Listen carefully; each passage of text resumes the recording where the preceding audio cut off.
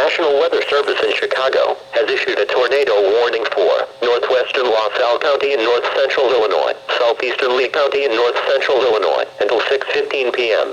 At 5:30 p.m., a severe thunderstorm capable of producing a tornado was located 7 miles west of Papa, or 9 miles north of Mendota, moving south at 15 miles per hour. A spotter reported a funnel cloud with this storm visible from Interstate 39 and Route 30. Hazard, tornado.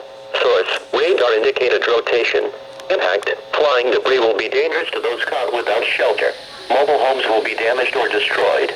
Damage to roofs, windows, and vehicles will occur. Tree damage is likely.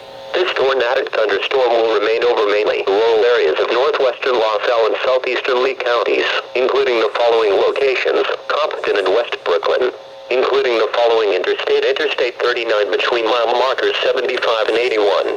Take cover now. Move to a basement or an interior room on the lowest floor of a sturdy building. Avoid windows. If you are outdoors, in a mobile home, or in a vehicle, move to the closest substantial shelter and protect yourself from flying debris.